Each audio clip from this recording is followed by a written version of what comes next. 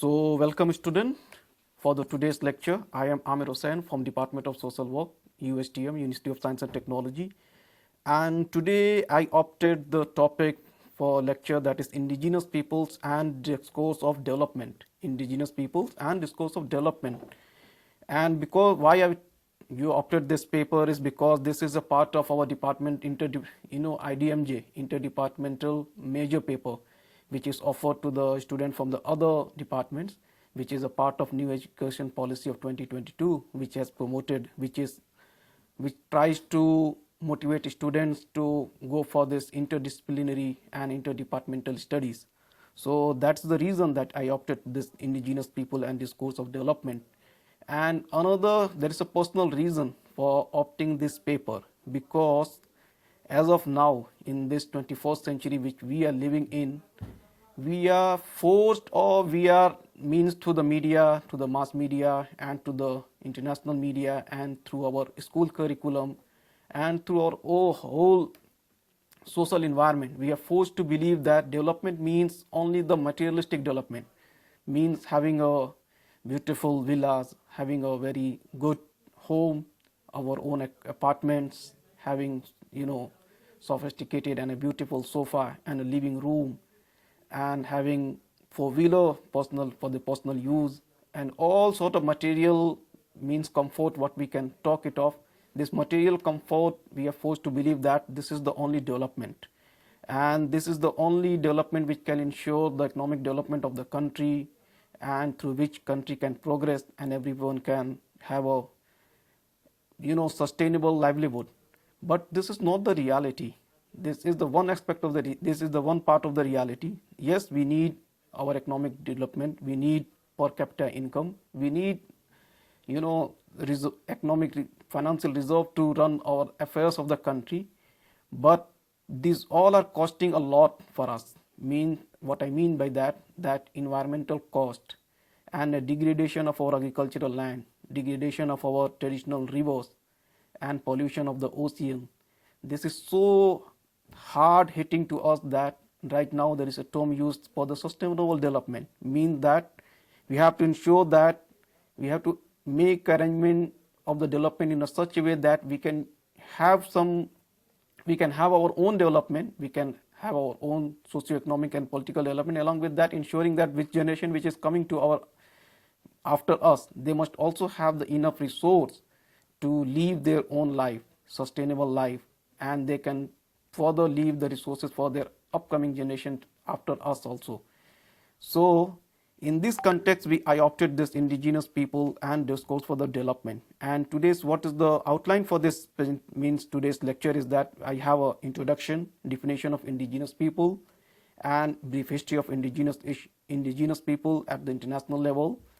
What are the key issues and about the indigenous development issues, like poverty and well-being, culture and identity, environmental challenges, education, health, human right and emerging issue. And further, after that, we will conclude within this half an hour lecture.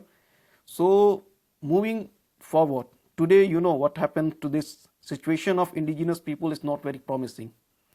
In many parts of the world, it continues to be very critical. Indigenous people face systematic discrimination, exclusion from the political, economic power. They continue to be overrepresented among the poorest, the illiterate, destitute. They are displaced by war and environmental disaster. The weapon of rape and sexual humiliation is also turned against indigenous women for the ethnic cleansing and demoralization of indigenous community.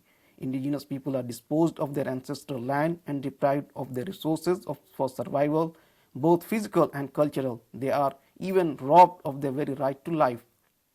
So this highlights what sort of issues they are facing. Indigenous peoples means that people of the land, those who have survived here from the time immemorial, means pre-colonial, pre-industrial era. They have been here, they have not migrated, and they have lived with a sustainable development. They are very close to the nature, they are very close to the net, and their living style is such that they do not degrade the natural resources which they consume, where they produce their agriculture, where they whatever the they wear, whatever the clothes they wear, they weave from the all the indigenous products, all the threads available to them, all the material which are available to them, so beautifully, so meticulously they have lived that there was no challenge for them that there is any environmental concern they are facing. Okay, it appears that they can continue for long and for the long, but the development which we are pursuing means that those who are living in the mainland, in a skyscrapers and the modern cities, which has with a complete means concrete jungle we have made it of, there it appears that all the development which we are pursuing is going to end after 50 year or 100 year or like that. But the issue is that the major issue is that those who are living in the mainland and in the increasingly urbanized society, they are the dominant over this indigenous people. Means right now in a modern state, the power sharing is in the hand of legislative and in the hand of executive and the judiciary, and in those who are in the civil society, in the media, and all sort of businessmen, all this capitalist society power is shared to them. So if these indigenous people are nowhere, you cannot see anywhere to them. You can't see in, even when we consider our Bollywood, our cricket team, and our other sports event, they are but very far and few. We have to find it conveniently. If you want to find it randomly in the field of sport, in the field of media, in the field of politics, in the field of entertainment, you will not find this indigenous people. They are marginalized, and they are not only marginalized, they are exceptionally and increasingly marginalized, that it appears that they are not part of the society only. So these are the major issues they are facing, means, and also their languages. As of now, as per the international estimate, there are around 7,000 languages, out of which 4,000 languages are indigenous language spoken by the indigenous people, and they are not very means that they are not part of the world dominant news media. They are spoken and they are transmitted to the next generation in the limited geographical areas, and not necessarily to the written script, rather to the verbal script, means verbally they transmit to the another generation. And there is a fear, that apprehension, that in a coming 100 years or so, most of the languages will disappear, and this will means that it is around that predicted 90% of the world language are likely to become extinct or threatened to be extinct by the end of this century. So these are the major issues they are facing, and this is only recognized by the United Nations only in the 1972. Although United Nations was formed in, we know that in 1945, and it has a major role to play, particularly to check the, check this global war. But still wars are going on. But anyway, that is not our concern for today. So it was only in the 1972 there was a study, means there was a special rapporteur appointed to prepare a report, and it was called Martinez-Cobo study. Martinez-Cobo study in the 1972. It's the part of means that United Nations Subcommission on the Prevention of Discrimination and Protection of Minorities. Under that, it was ensured that they have to study problem and discrimination against the indigenous population, and in 1972. And it also started because there was an increasing movement across the globe, and particularly in America, in the Caribbean, the Arctic, Australia, New Zealand, Philippines, and in Bangladesh. The native peoples were there, indigenous people were there. They were apprehensive that they are not part of the mainstream society. They are not part of the politics. They are not part of the legislature. They are not part of the executive. And they reside in the locality there. They are rich with these natural resources. And all these natural resources are extracted by these mainstream dominant groups, those who are non-indigenous, but they are technologically powerful, economically powerful, politically powerful. They are extracting and they are taking all the resources. So there was an increasing movement around that in late 70s and early 80s. So in that background, this study, Cobo study, was formed, and there was many, means it was assigned with many assignments were there with them, and first assignment was that to identify to whom to call indigenous, what is the definition, what are the criteria for calling someone is indigenous, and it tried it best to make some criteria, give some definition so that one can identify who are these indigenous people.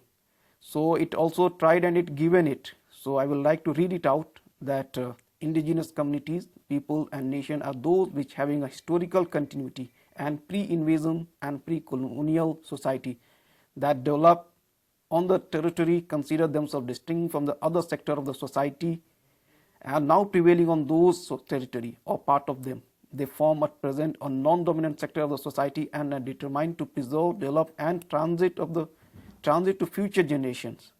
So they tried to give this definition, but the issue was that there was major concern about that this definition is not going to incorporate all those are living in the indigenous community living across the globe. In every country they have their own acceptance of their own community member. So not necessarily this definition is not going to make sense for them all.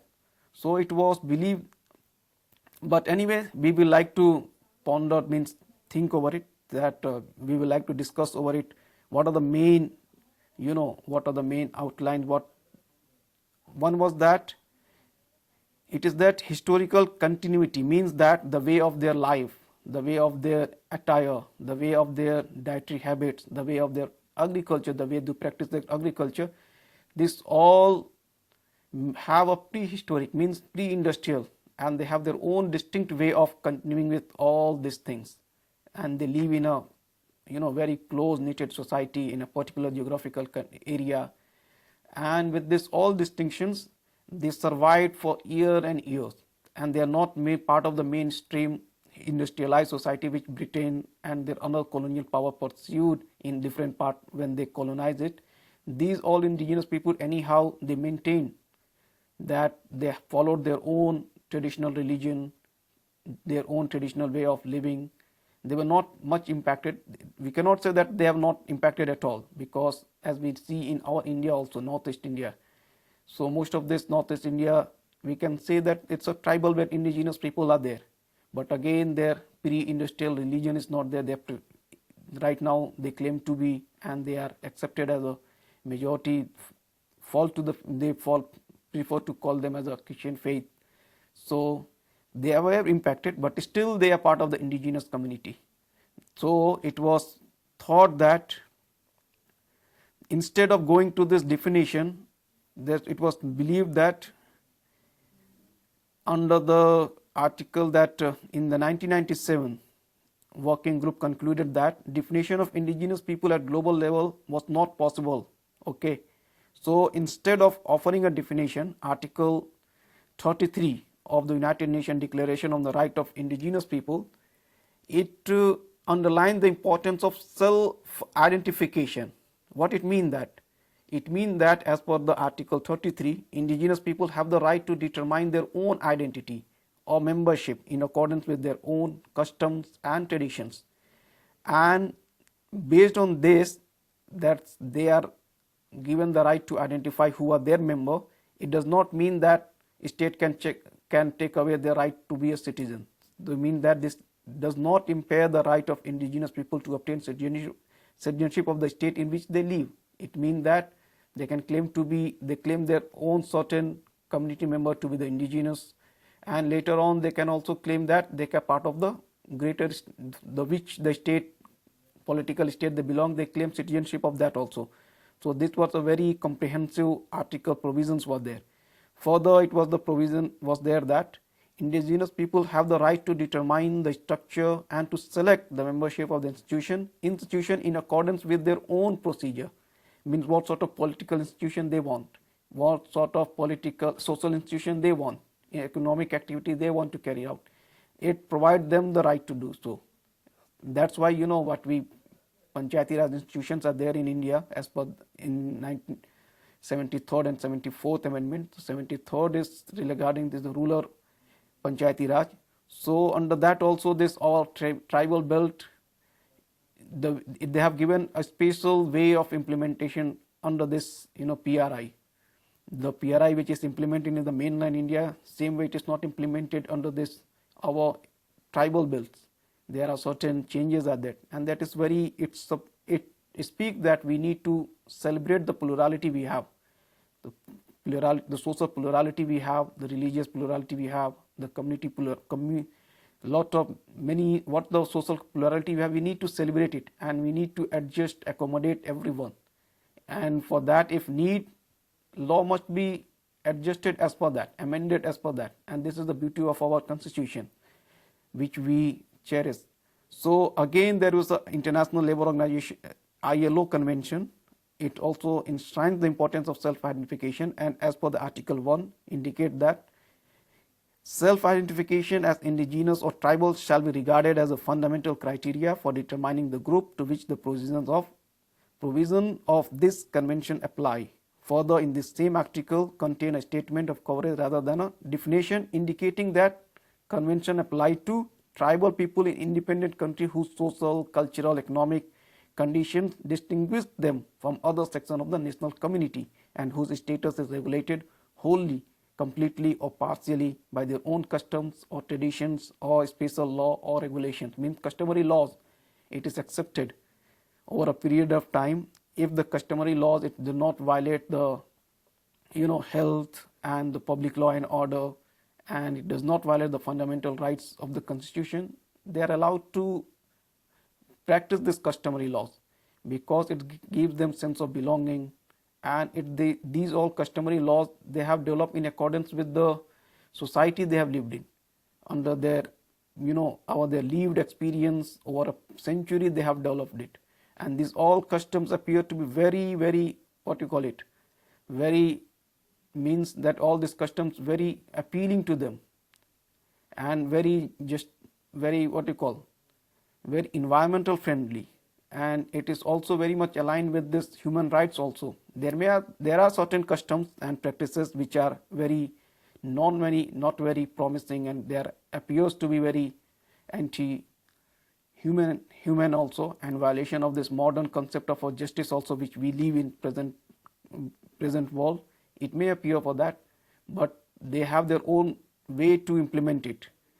And right now it is much reformed due to this social changes and social reform. Much of this customary laws and these indigenous people also have reformed to very much high very much at a good extent. They have reformed themselves, and broadly speaking, they follow the framework of the constitution of their land along with their traditional practices. So this is about their culture, identity, and their definition. Right now, now we will like to move what the new threat they are facing in the form of globalization. And we talk of the globalization right now. Globalization dominant meaning right now it is have of the economic liberalization, and this economic liberalization is believed in a mass production and mass consumption. And for the mass production, what is needed? Our natural resources need to be extracted, and from where to extract? From this indigenous region from where indigenous people resides. All this tribal belt, there is a hue and cry in every part of the world. Why? For the modern economic structure, we need 24/7 electricity, and for that electricity we need coal, and coal are with this indigenous people locality.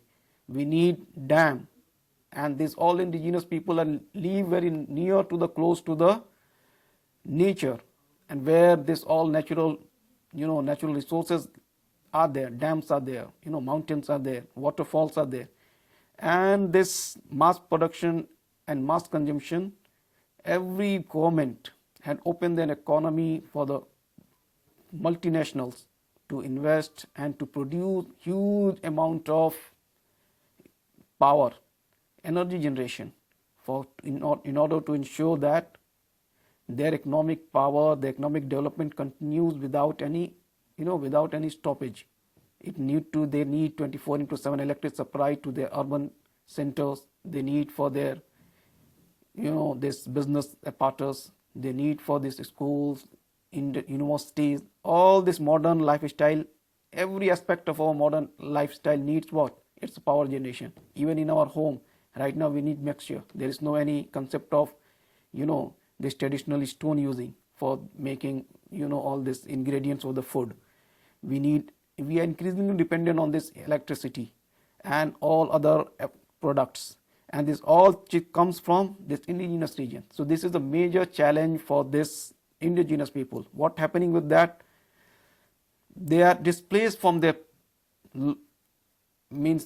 from their places for the dam building, for another extraction of mineral resources, and when they are displaced, they are uprooted.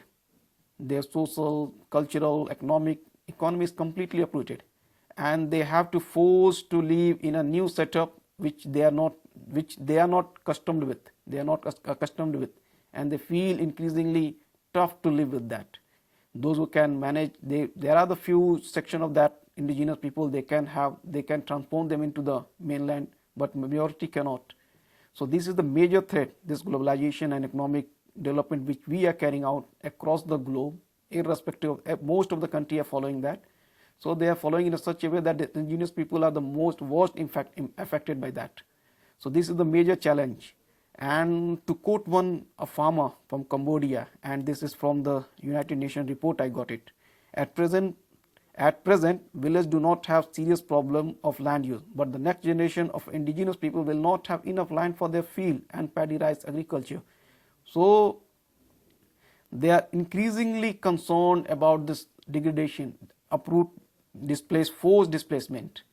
And we have seen in India also, particularly in the Chhattisgarh, part of the Bengal, and in our northeastern states. So there are major issues are going on, and it's supposed to be solved, in a friendly way, that their culture, the economy, their way of life, their closeness to the nature, it need to be protected. Not only protected, it need to be promoted, because that is only the sustainable way to carry out in the future. So, and when indigenous people move to the urban area, they find it tough to adjust there. Okay, they do not align with this modern way of life which we live in the cities, in a concrete jungle. Concrete means everywhere, there is no any natural touch. Even the earthen pot which we use to plant the flowers, it is also of a plastic right now. So every city has become a dumping ground. All the consume what we are consuming in the cities, and every morning we find that it increasingly all this municipal corporation dumpers are there, and they are just dumping all this wastage from the home and the industry and the offices and this modern buildings, and it is becoming increasingly tough for the recycling issues are going on, because this modern lifestyle which we are living, it is not going to sustain for a long. We have to find it a way out. But this indigenous people also already they have the way out. But unfortunately, for ensuring that all this mainland people and all the dominant people, they live a luxurious life, they are forced to displace. They are forced to bear forced to bear all the ill effect of that. Their natural resources are extracted, coal are extracted, and after the extraction for a couple of decades, it becomes vacant and it's not livable only. Okay, so these are the major issues they are facing. Along with this globalization economic issue, they are also facing the culture and identity. Okay, and culture is a very comprehensive term. It is a very complex whole which includes knowledge, belief, art, morals, law, custom, and any other capacities and habits acquired by man as a member of society. In other words, culture is patterned way of life shared by a group of people. It means that it's a very comprehensive term. It's a multifaceted. So culturally also they are facing certain very serious issues, because urbanization is so high that even the tribal belts, now it is very common to find urban centers, towns, even villages are highly turning to be a very close to the town way of life. No more closeness to the nature, and plant cutting, forest cutting, these are always high, and presently it is extremely high. So, they are uprooted from their root, and when they are forced to come out from there, they are not able to live with them. Earlier it was said that there is no, before this industrialization, it was said that there is no dichotomy to them. Indigenous people do not see themselves as outside the realm of nature, but as a part of nature. And they have their own specific attachment to their land and territory and their own specific mode of production based on unique knowledge of the environment. The survival and development of indigenous people, particular way of life, their traditional knowledge, their handicrafts and other cultural expressions have since time immemorial depended on their access and right to their traditional lands and territories and resources. But these all are becoming increasingly tough to maintain. So, and along with that, there another issue is that spirituality and belief system. Spirituality and belief system, when we take consideration of what people think in the mainland means, I mean by that those who are dominant people in an urban center, not only in India, across the globe. It's becoming an increasing trend that to term all this spirituality and belief system of this traditional indigenous people as a superstitions, mean that they are not compatible with this modern way of life in modernization, what we are witnessing, modern medicines which we are using. Increasingly we are becoming an atheist society. We are becoming materialistic. What the only aim of our life has become is that material gain, and for that material gain, even if you don't satisfy with this all material comfort we have at our home, just we go for the pills, antidepressant pills and all this pills just to satisfy and to have a sleep. This has becoming increasing in our modern society. So the spirituality and belief system, it is also under question to them. So what it means, spirituality defines the relationship of indigenous people with the environment as custodian of the land. It helps construct social relationship, give meaning, purpose and hope to life. So this is the major one of the challenge they are facing. They are not able to follow their own spiritual and belief system, and their generation, which all are educated in this modern present contemporary schools and universities, they are also means that they are also, when they come to the urban center, so they are also finding it tough to go back to their own ancestral and parental way of life, and they also think that all this their parent which they are living, it is not going to sustain, and they want to become more urbanized. This is the major challenges their elder generation is facing in the indigenous regions. So how they manage it and how do they deal with this is becoming another set of challenge for them, and we hopeful that there may be some way out to deal with this situation. So moving forward, another major issue is that as we all know, that environmental challenge, land disposition and large scale development projects which are carried out, it is having a adverse impact. Those who are living in the cities, they may have they can live a luxurious life, they can avail their train services, flights and this road services and multimedia they set up, they can for the entertainment they can use, but who is paying the price for that? All resources are extracted from this region. Indigenous people feel that many development policies are either directly or indirectly geared towards weakening or eradicating their traditional modes of production. So this is becoming very tough for them. And how to deal with it, it is again a very big question for all these policymakers and well-wisher of the society, how they are going to take it forward.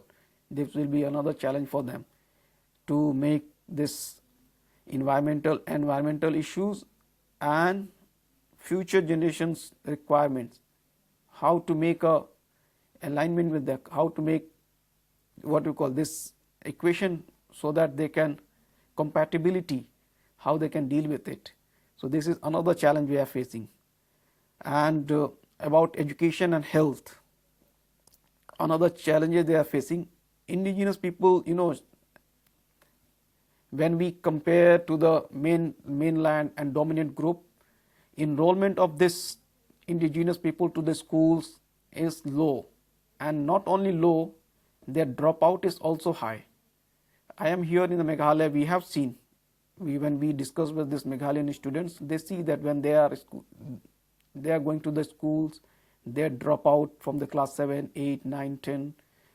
There are certain not very promising situation is it need to be improved. So why? Because this indigenous people, their parents were educated in their own traditional way, and right now they are trying to come to this modern schools and present day schools, which is convent schools. Increasingly we can call it a convent schools. So there is a certain chances, low enrollment rate, high dropout rates, poor educational outcome compared to the non-indigenous people in the same country. Situation of indigenous people is typically characterized by lack of access to education in general due to their geographical and politically marginalized status. This is another issue, and this is the one of the major issue that when we see in a government executive jobs, we will find, if there is no reservation in India, it will be tough for us to find any scheduled tribe people can qualify them only. Without reservation, they cannot make it up. Maybe exceptionally they can get it, but they cannot get their fair share. So they are not able to compatible with this education system. So their enrollment is low, dropout is high, and their representation in these jobs are also not very promising, and it is not very encouraging. It has their own limitations. So this is another issue they are facing educationally speaking. Another is the health issue. Health issue is that right now,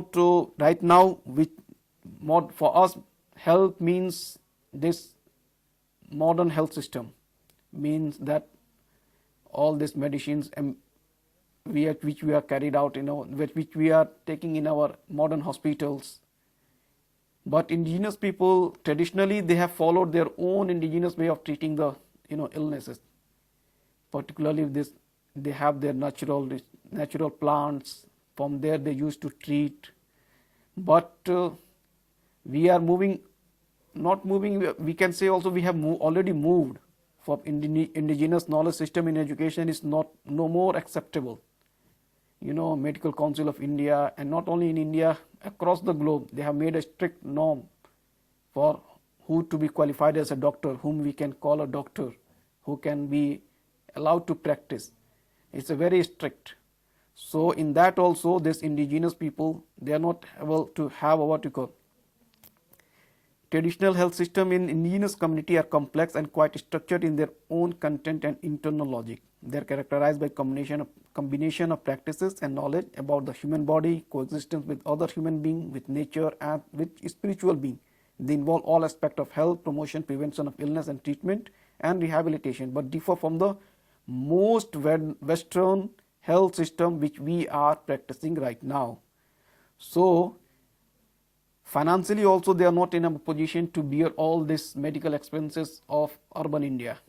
Not only urban India, and across the country wherever they are, indigenous people are there. Their financial condition is not so good, and their issues is they cannot bear all these expenses.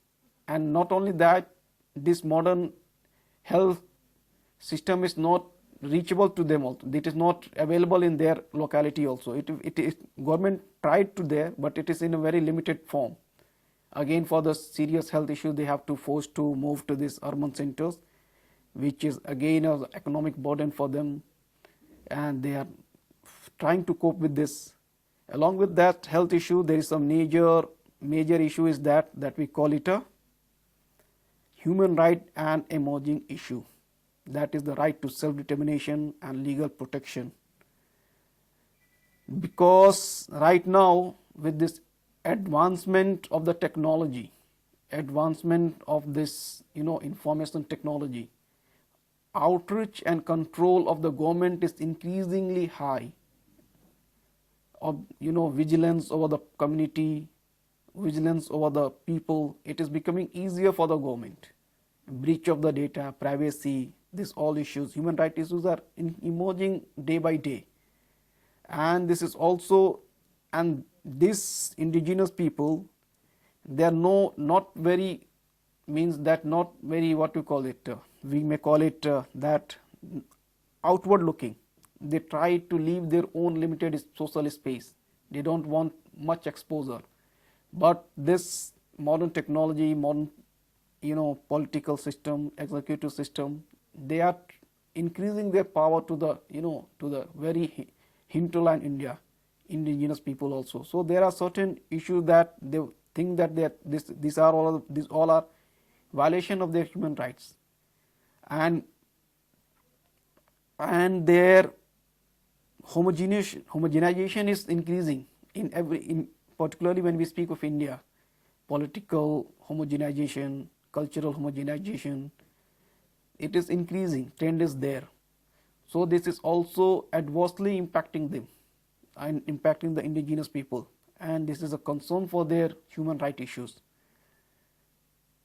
But we follow the democracy, and it is the principle of the democracy that we have to accommodate the differences, we have to accommodate the plurality, we have to accommodate the system, plural system, which is right now it is not implemented. We must need to do it as much as possible, and we are hopeful that there will be a good understanding between these all indigenous people and our mainland and dominant class. So this is the brief lecture today we have covered about the indigenous people, their definition, who they all are, what are the international scenarios they are living with, what are the challenges they are facing economically, environmentally, and health related, education related. So this was the brief outlook, brief introductory part of this indigenous people and development discourse as a part of our social work discourse, because being as a social worker, we are very much concerned about every part, every section of the society. We don't only care for the urban society, we care for the everyone who are marginalized, and we try to academically to write about the indigenous people, their issues, highlight them, bring into the public discourse, bring to the policy discourse, so that this all can be accommodated. So with this, I would like to conclude today's lecture that indigenous people often find themselves involved in conflict with dominant society, mostly relating to the loss of their land, territory, resource, or to the deprivation of their civil, political, cultural, and social and economic rights. The rapid pace of globalization has accelerated such conflict. Indigenous people, like all other people, need access to mechanism for peaceful conflict resolutions. So thank you for bearing with me for today's lecture. Hopeful I will making a series of this in a detail, what are the another aspects of the indigenous people they are facing. So thanks for now, and hope we will meet you in the next video.